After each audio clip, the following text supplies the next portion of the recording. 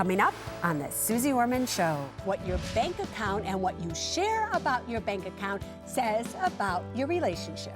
Also, if you continue to live with this attitude, you aren't going to be able to even feed yourself. Wow, that's a wake-up call. And you ask me, can I afford it? I would like to buy American Girl doll accessories. Is $250, just so I know, because I'm not sure, is that a lot of money? Yeah, yes.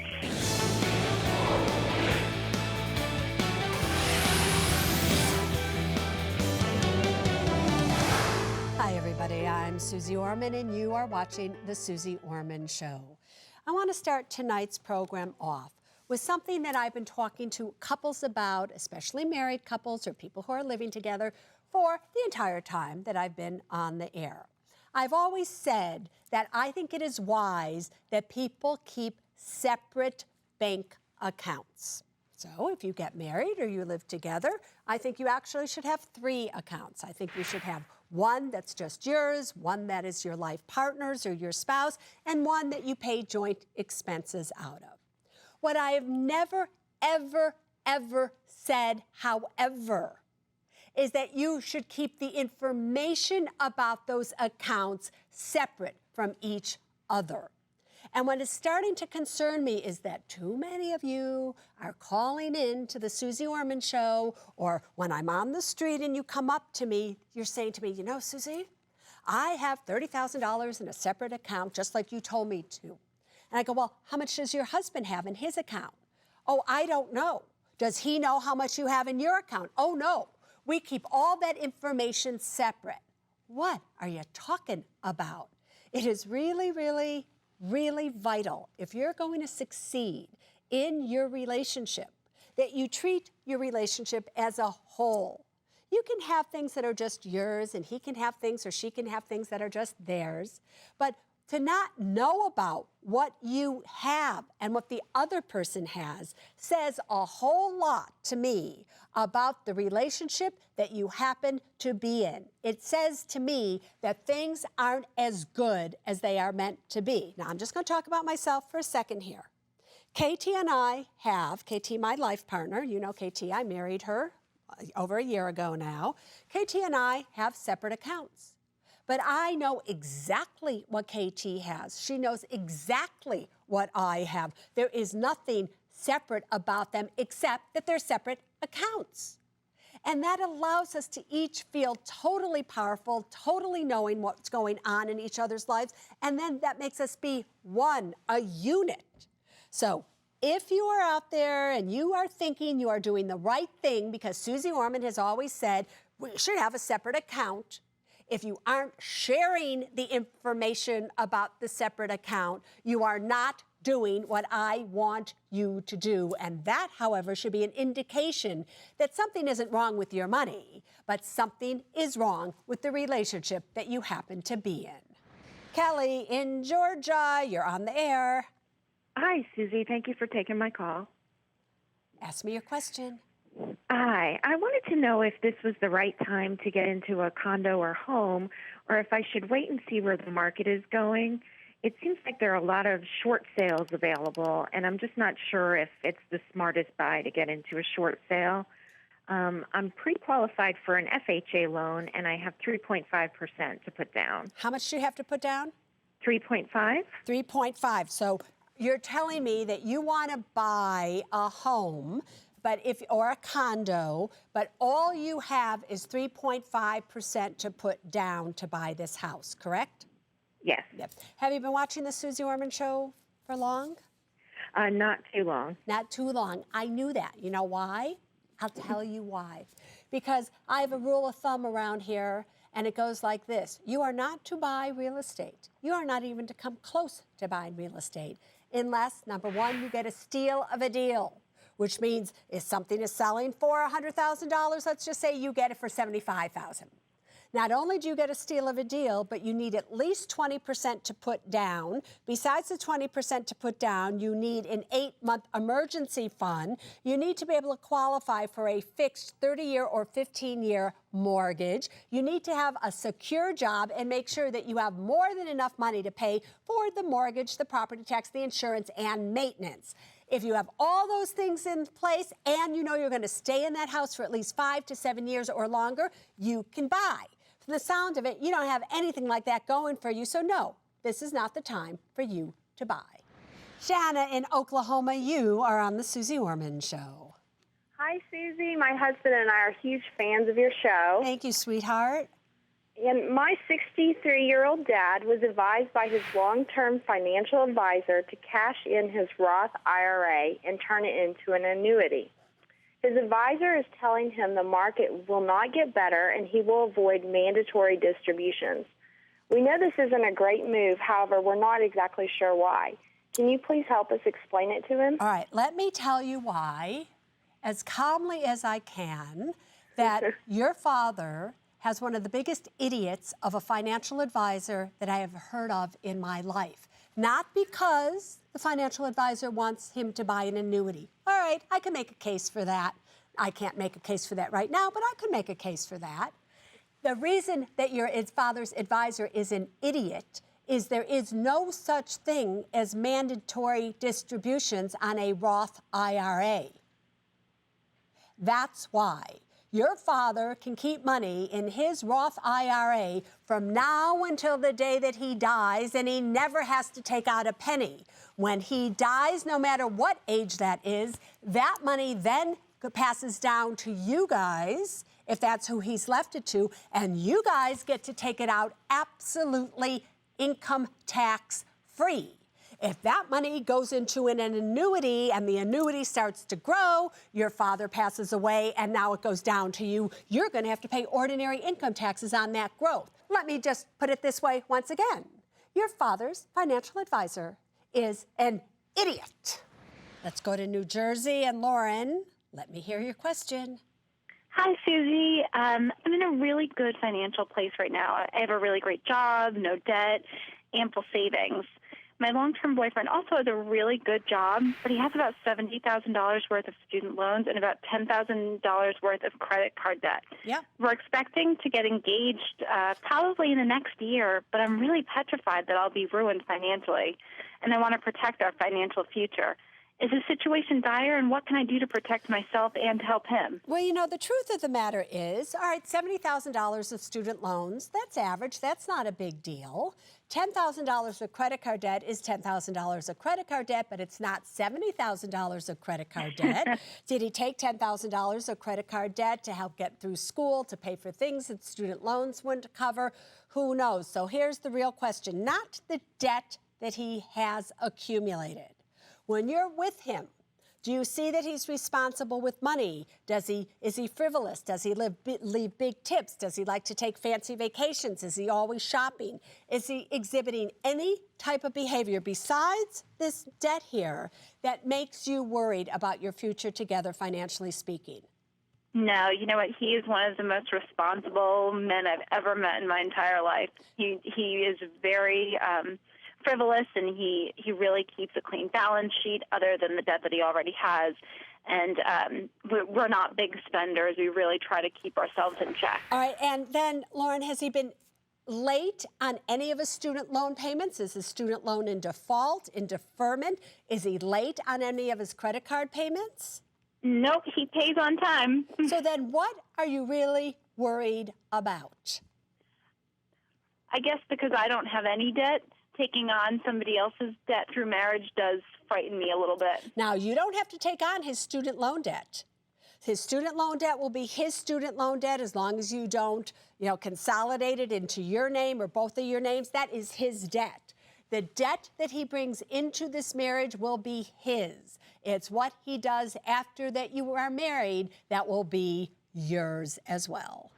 Let's zoom on out to California, where we have Kelly on the phone. Go for it, girlfriend. Hey, Susie. Hey, I'm so thankful to be able to talk to you tonight. I have a problem. All right. My husband and I, we added our daughter as an authorized user to one of our credit cards to help her build her credit. Yep. We thought we were doing a good thing. She's about 16 years old now. We had excellent credit. However, we're now underwater on our home out here in California by $300,000. Uh-huh. And that's affected your FICO score, which has now affected her FICO score. Well, we're wondering, we decided to stop paying our mortgage to force a short sale or possibly a foreclosure. Yeah. We removed her from our credit card immediately before we stopped making payments. Then you'll be fine. Okay. As long as you removed her as an authorized user before you got obliterated in terms of your FICO score, you're great. So everybody listening right now, if you want to increase the FICO score of, let's say, your children, and you have good FICO scores, you can add your child or children to all of your credit cards as an authorized user. Do me a favor, don't tell them. They don't have to know. And then your FICO scores become theirs. But if you start to get in trouble and your FICO scores start to go down because of something happening, make sure you delist them as an authorized user, and then it won't hurt them at all, and hopefully they'll be okay. So you're just fine, girlfriend. It sounds pretty steep from going from not being able to save anything to $8,000, But you just told me you weren't materialistic. You just told me that if you had to do something, you would. And I'm telling you, you have to do something. And later, when wanting something, ask me, can I afford it?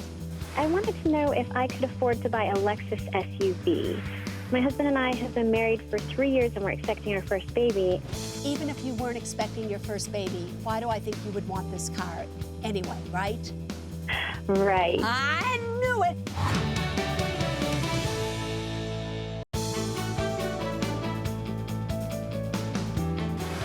Welcome back, everybody. Let's talk about generosity. Here's a question for you. Are you a generous person? Do you give your time and money to others? You know, generosity can be a wonderful trait, but not if it gets to the point where you're giving so much it's hurting you financially.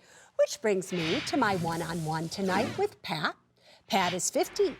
She is a vice president of finance for a property management company. She's married to Dave. He's 55 and an engineer. They both live in Connecticut, and they have 2 children, 10 and 13 years old.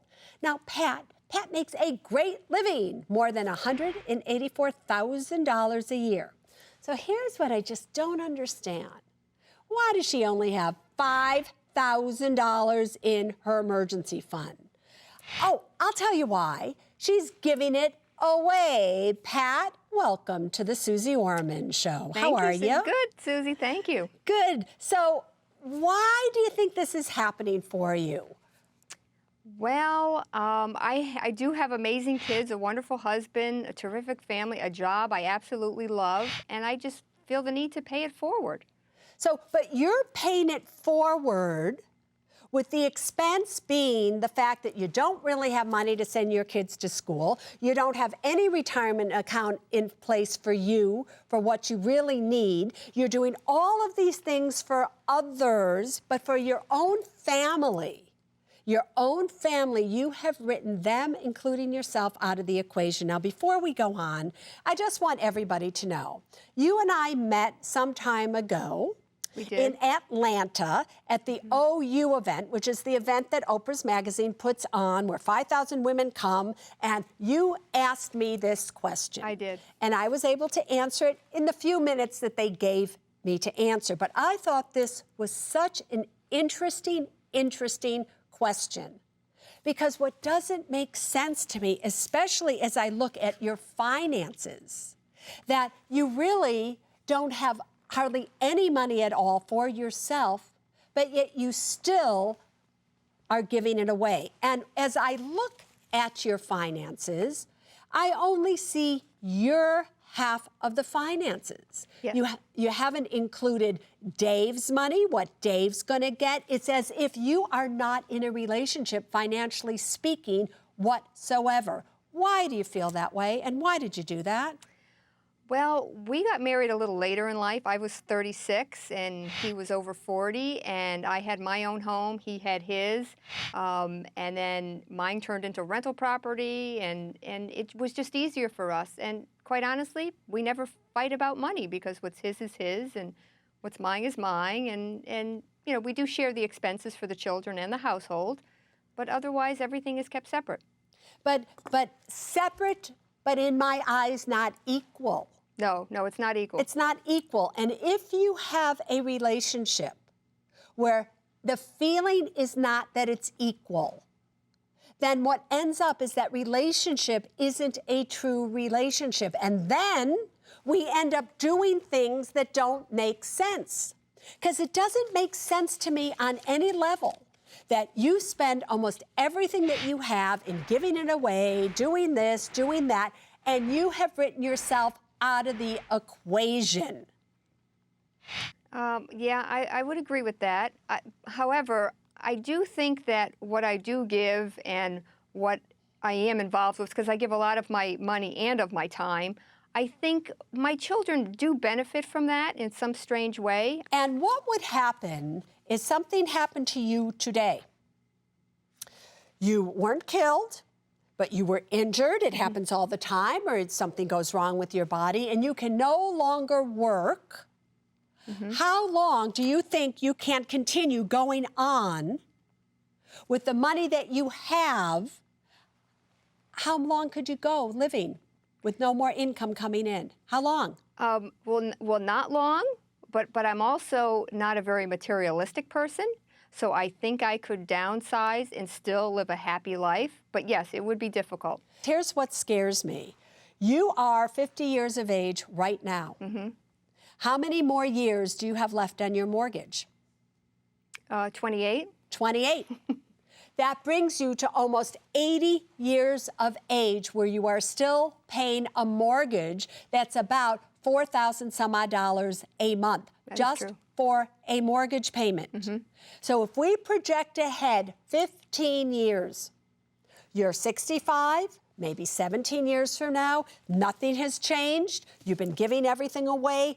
How do you think that you're going to be able to generate enough money to live any type of life at all? You're not even going to have enough money to pay utilities on a rental.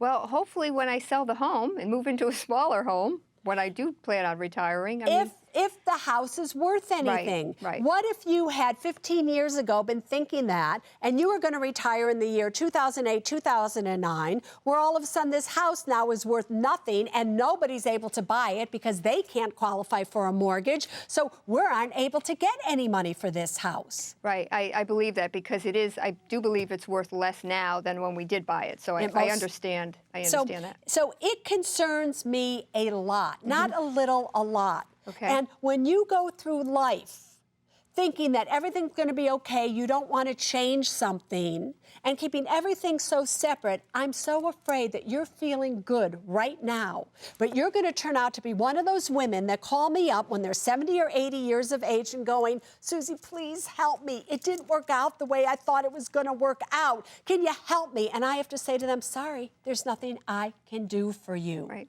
Pat, Right. I'd like to make a proposal to you. Great. Good. All right. Okay. And here's the thing. If you say that you're not materialistic and you can live on a lot less, let's see if that's true starting right now. Okay. You get an $8,000 a month bonus. Yes.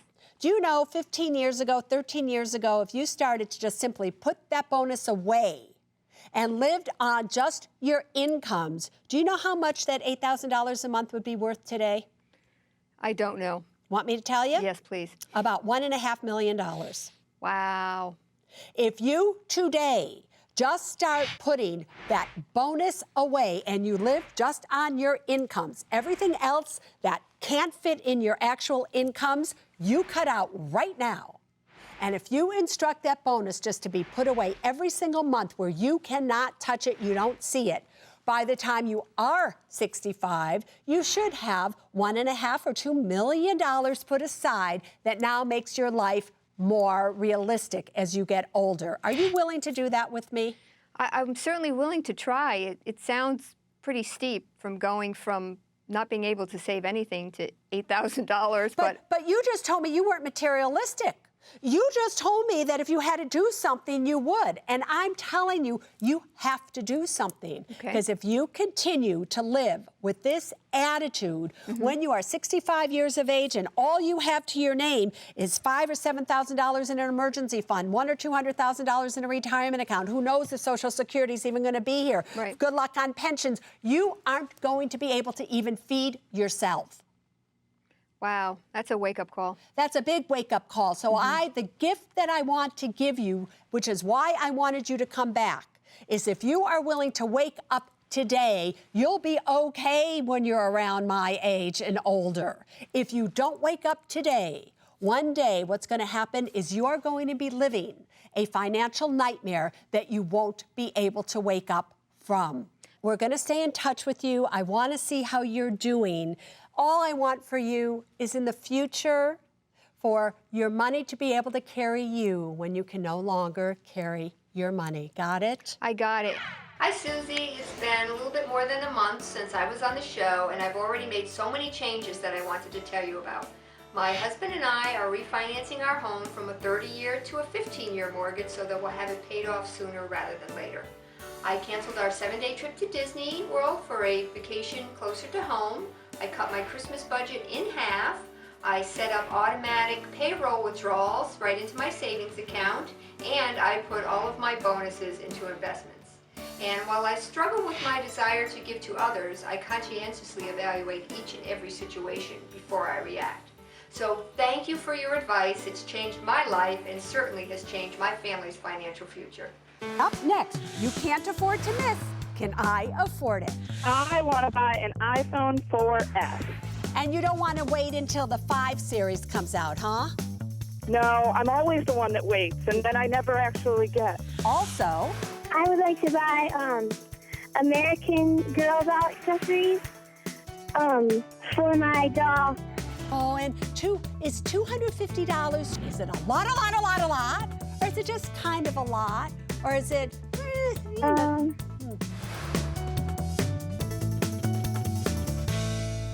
What do you want to buy? Surprise engagement vacation. iPhone 4S. A Lexus SUV. Welcome back, everybody. Here's the question. You're about to buy something. Do you have the money to buy it? Do you really have the money to buy it? Well, this is the Can I Afford It segment. This is where you call in. You tell me what it is that you want to buy.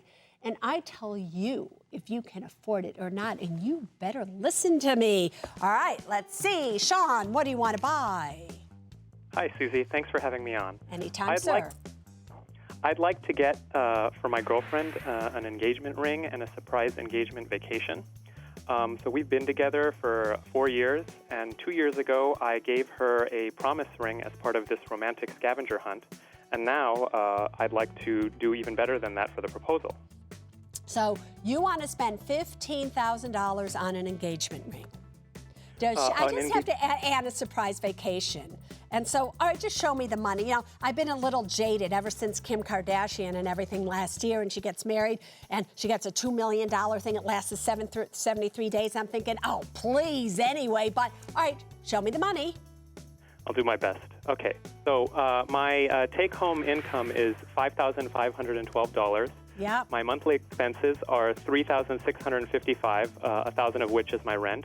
Yeah. In terms of debt, I have $13K in a 0% personal loan and $400 in 0% credit card debt. Yeah. And then in terms of savings, I have $18K liquid, $21K investments, and $85K in retirement. And how are you going to pay for this? I've been already kind of saving the money in my liquid, so I was just going to pay cash with it. So, and that would then leave you $3,000 liquid, right? That's right, but my investments also have my emergency fund in it as well. Yeah, but investments, really, you can't count investments towards an emergency fund truthfully, because what if by the time you need an emergency fund, the markets have crashed and the $21,000 of investments is now worth $3,000 as well, which is at all possible. So I don't really like to look at investments, and I don't really like to look at retirement. I really only like to, in specific situations, especially for somebody who is 30, look at what you have liquid, and you're going to have $3,000 liquid, and you know where all of this is going, and it's going to a big fat denied across the board. Denied. Kendall, what do you want to buy? Hey, Susie. What's up, girlfriend? Hey, not a whole lot, sweetheart, but What do you want to buy? I want to buy an iPhone 4S. An iPhone 4S. I love my iPhone. Okay. So $300 plus $30 a month. What do you want to say? I have been thinking about upgrading to a smartphone for a while. In fact, I'm calling you from a flip phone right now. And I'm just not wanting to buy myself the latest and greatest. And I really want to get this new toy. And you don't want to wait until the 5 series comes out, huh? No, I'm always the one that waits. And then I never actually get. I got it. Kendall, show me the money. Okay. My take-home pay is $4,095 a month. Seems adequate. My expenses are $2,691, and that includes my rent. Not too bad. I have no debt, and I own my car outright. Love that. Yay, yay, yay. Balloons, chairs. Go on. I have $59,000 in liquid savings. Yeah. And $30,000 in retirement. And how are you going to pay for this? I was going to pay for the phone out of my savings and then account for the $30 plan in my monthly expenses. This one could not be more simple if it tried. As well as the last one was simple to deny. You are very simple for me to approve, sweetheart. You could buy 2 of them, 3 of them if you wanted to, but I know you're more sensible than that. So this is a time that you don't have to wait because you're going to get. All right, Christine, what do you want to buy? Hi, Susie. I wanted to know if I could afford to buy a Lexus SUV. My husband and I have been married for 3 years and we're expecting our first baby, and we just wanted to see if that was something we could do. And so the truth is, even if you weren't expecting your first baby, why do I think you would want this car anyway, right? Right. I knew it. So on some level, you're expecting a baby and you want a new baby, which would be your car, to put your baby and your husband baby and your baby in. And all right, $35,000, show me the money. Okay. So our monthly household income is $10,000. Yeah. Our expenses are $3,800. We own our home outright. We don't have any debt. We have $200,000 in savings and $250,000 in retirement. And how are you going to pay for this? In cash. All right, so before I give you the answer here, because everybody's going to want to know, how at the age of 29 do you have $200,000 liquid, $250,000 in retirement, and you own your house outright? How is that possible? Well, we were raised, and both of our families taught us the value of money from an early age. But I'm going to give my husband full credit for it because essentially, after we got engaged, both of us started saving up for the wedding and then also for so bottom line, here house. it is. At bottom line, nobody helped you with this. You did this all on your own with $10,000 a month income, correct? That's correct. We live substantially below our means. I love that. I love that. I love that. But now you want to go above your means or even within your needs, whatever I'm trying to say here, to get this car for $35,000. You're going out of character, but you are approved because you most certainly can afford it to just pay cash for it, girlfriend. You got it. All right, Jennifer, what do you want to buy? Hi, Susie. So excited to be talking to you. Thanks, Jennifer. What do you want to buy? I want to invest about $125,000 in an MBA program in a top-tier school because I've been in banking and sales for almost 10 years, and I kind of want to get into strategic planning, and it seems like the jobs that I want need an MBA, and I also want to make sure that I do everything I can to give myself the competitive edge over other candidates. I got it. So $125,000 for an MBA at a top-tier program. Show me the money. Okay, I have my total income is $11,241 a month, which includes rental income that I get from a property for $900. Yeah. My expenses are $6,384 a month, which includes about $1,200 a month in rent. Yeah. Also, I have a $14,000 401k loan, which is my only debt. I have in savings, I have $67,000 liquid, $2,000 in investment, and about 112,000 in retirement funds. And you just simply want to know, can you borrow $125,000 and then pay it off as you do, over time after you have your MBA? Here's the question. As you're going for this MBA program, are you going to continue to be able to work and bring in this kind of money? Absolutely, yeah. It would be a part-time or executive MBA program. Well, here's so I'd the be thing working then. still. This is easy. You can afford it. You're approved, girlfriend. Because even the payments on $125,000, even if they were $1,500 a month, you make far more than that adding on to your original expenses right now. You go for it. Get a plus loan. That's what I would do. Get a plus loan to pay for this. All right, Kaylee, what do you want to buy? Hi, Susie. I would like to buy American Girl doll accessories for my doll, Kanani, because she retires at the end of the year, which means I can't get her anymore. Oh, and is $250, just so I know, because I'm not sure, is that a lot of money? Yeah, yes. Yeah. How much money do you think that is on the scale of a lot? Is it a lot? Or is it just kind of a lot? Or is it, Well, I think it's kind of a lot. You think it's kind of a lot. All right, show me the money, sweetheart. Show me what you got going for yourself.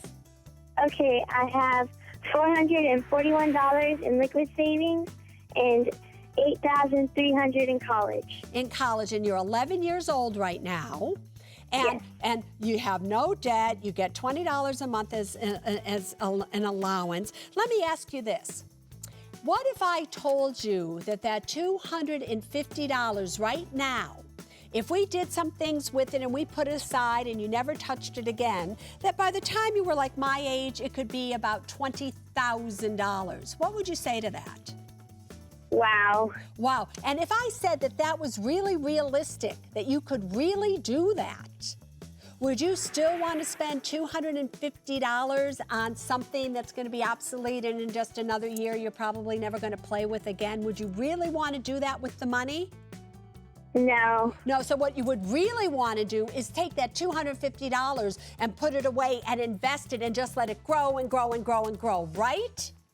Yeah. All right, so now I'll play you and you play me.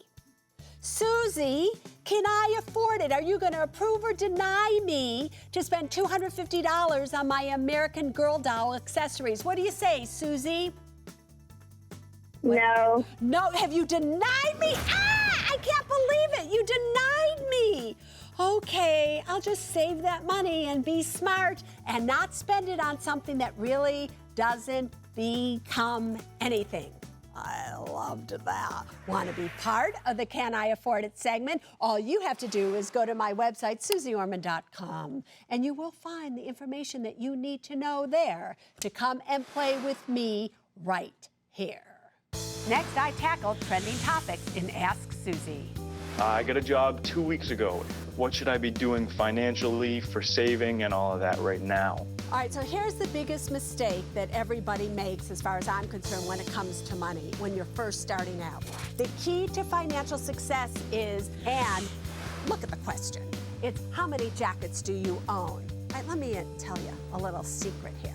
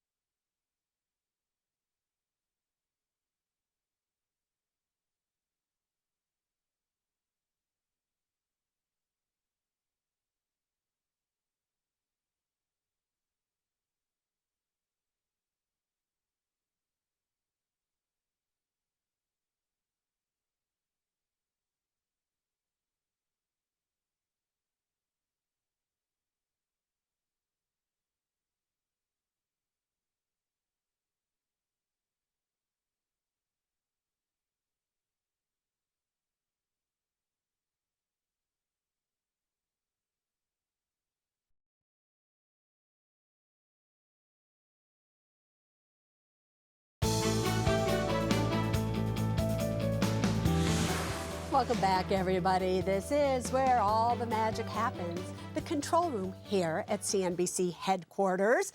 You can actually come and play with me right here. Now, how do you do that? Again, take a look at your screen. You can tweet me, be part of my Facebook. You can send in an email, or if you send in a tweet that has hashtag Ask Suze, then that's where we pick the questions from that we answer right here live just for you. Let's see what we got here from, I can't even pronounce that name, so you'll just see it. It's Seor, whatever it may be. And of course I can't pronounce his name because look at the question. It's how many jackets do you own? All right, let me tell you a little secret here. I don't have as many jackets as you think I have. Now I know you always see me in a jacket, but if you watch closely, you would see that many of the jackets that I wear today are the exact same jackets that I wore 4 years ago, 5 years ago, 7 years ago. In fact, just the other day, I did a Suze Orman show in a jacket that is 10 years old. You just don't remember them. So I recycle all the time, and you know me. If I can wear things over and over and over and over again, like my earrings, like the purse I carry, whatever it may be, so can you. All right, let's go to the Suze webcam. We have Joel from Massachusetts coming to us on his iPhone. Cool, boyfriend. Ask me your question. Hey, Suze, how you doing? Fabulous. My question is, I'm a recent graduate. I just finished school in May. I got picked up after a pretty long wait. I got a job 2 weeks ago and just moved from Maine down to Boston. I've never been much of a saver, and within the last month, a lot more money has been going out than in. And I was just wondering, keeping in mind what I have to be looking for in the future, what should I be doing financially for saving and all of that right now? All right, so here's the biggest mistake that everybody makes as far as I'm concerned when it comes to money when you're first starting out. You make, let's just say, $20,000 a year, and you're getting by on $20,000, and then you go from $20,000 to $30,000. But rather than living like you were living when you were making $20,000, now you're spending it. So the more money you make, the more money people tend to spend. The key to financial success is to make more, spend less. So if you could just continue as the years go on, once really you're making a salary that makes sense to live on, every time you get a raise or a bonus after that amount, bank it. Bank it as if it never happened. Because then what you're going to see grow is rather than your expenses, you're going to see your savings grow. Remember? The more you make, the more you spend is the biggest mistake when you're starting out, because you also want to impress everybody. You don't have to impress everybody with your money. Look how cute you are, just showing your sexy self, and that's all you need to know. All right, everybody, join me right after this break because we're going back to the studio for more phone calls. My mom retired early at 55, and she's now 63, and she spent most of her IRA. Your first step in helping her is to make sure that you and your husband understand that helping her has nothing to do with giving her money.